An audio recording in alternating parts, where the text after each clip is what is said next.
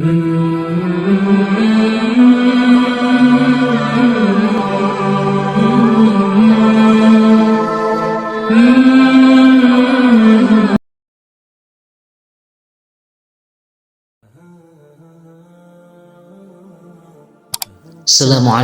warahmatullahi ta'ala wabarakatuh.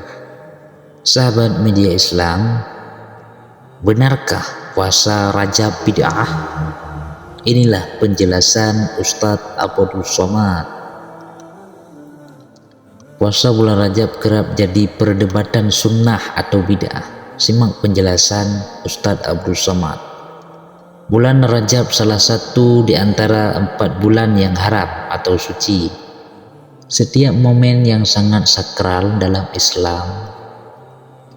Hal ini sesuai dengan firman Allah Subhanahu wa ta'ala dalam Al-Quran surah At-Taubah ayat 36 yang artinya sesungguhnya bilangan bulan di sisi Allah Subhanahu wa ta'ala ialah 12 bulan sebagaimana ketetapan Allah di Lauh Mahfuz pada waktu Dia menciptakan langit dan bumi.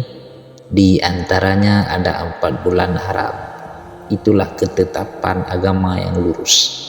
Maka janganlah kamu menzalimi dirimu padanya 4 bulan itu, dan perangilah orang-orang musyrik semuanya bagaimana orang mereka pun memerangi kamu semuanya. Ketahuilah bahwa sesungguhnya Allah bersama orang-orang yang bertakwa. Keutamaan 4 bulan haram tersebut, apapun amal kebaikan yang dilakukan dilipat gandakan. Tak terkecuali bulan Rajab ini semua amal soleh termasuk puasa akan Allah lipat gandakan. Sebaliknya, sesuai firman Allah melarang orang manusia berbuat kekufuran dalam hal-hal yang dilarang dalam agamanya. Penjelasan Ustadz Abdul Somad, selain menjaga sholat dan bersedekah, amalan baik yang dapat dilakukan di bulan Rajab ini adalah berpuasa. Puasa merupakan ritual ibadah yang secara khusus berhubungan langsung dengan Allah Subhanahu wa ta'ala. Puasa adalah ibadah menahan diri yang tak hanya menahan dari makan dan minum, juga merupakan menahan nafsu.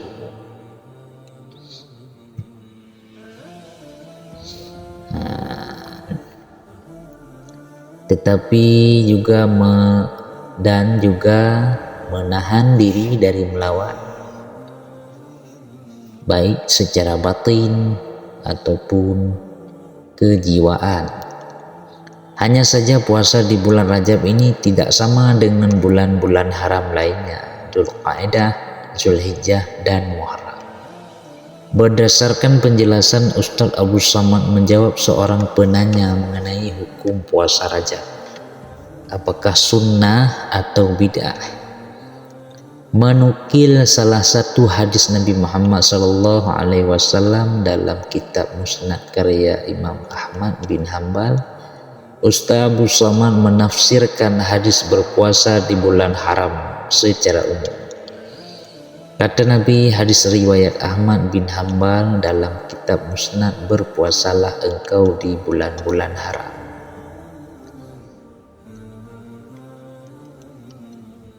Perkataan Nabi Muhammad memang sangat general atau umum, tidak spesifik mengkhususkan puasa di satu bulan.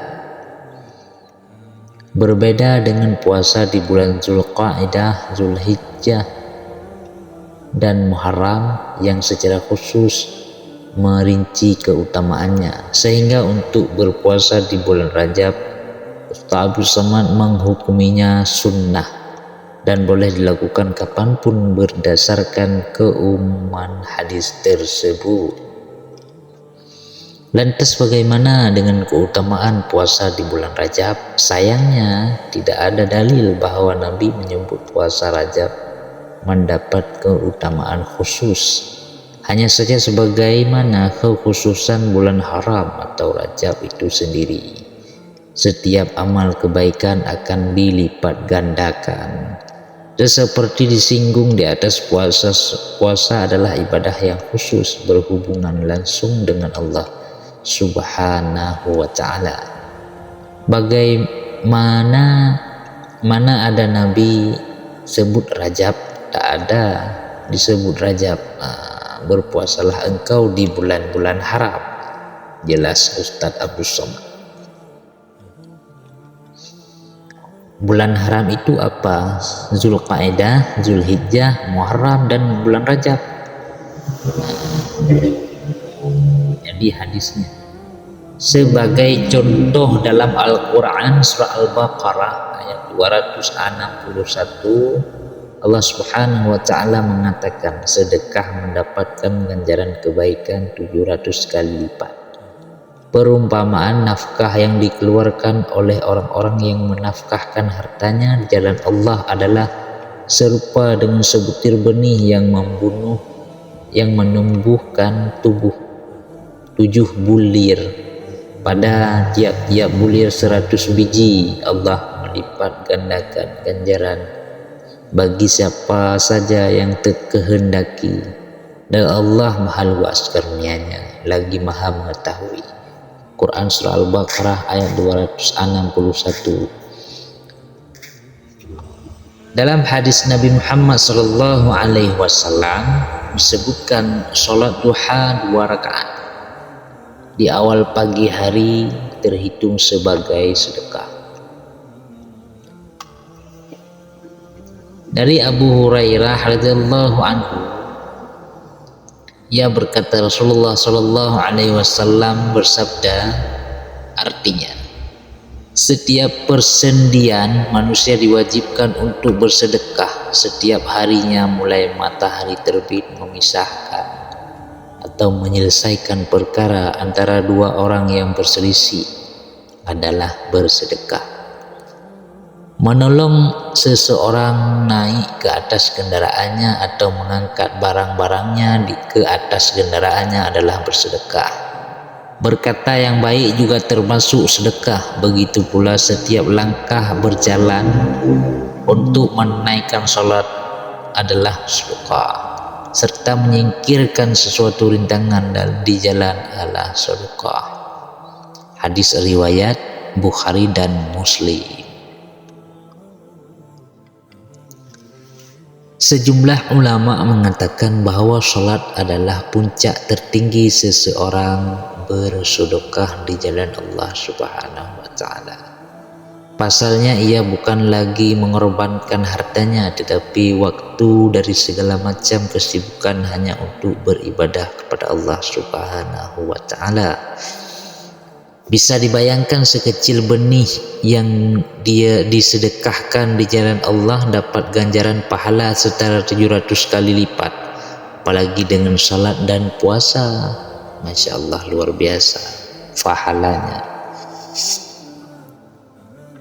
Ya Tuhan kami, tiadalah Engkau menciptakan ini dengan sia-sia. Maha suci Engkau, maka peliharalah kami dari siksa neraka.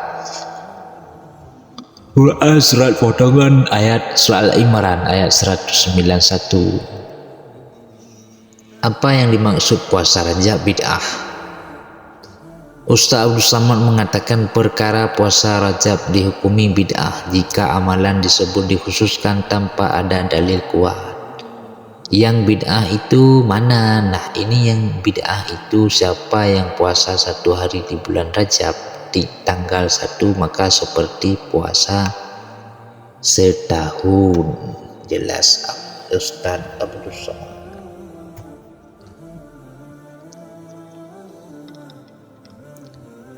Siapa yang puasa 2 hari seperti puasa 2 tahun. Siapa yang puasa 7 hari maka terbukalah 7 pintu surga. Masya Allah, luar biasa puasa bulan Rajab.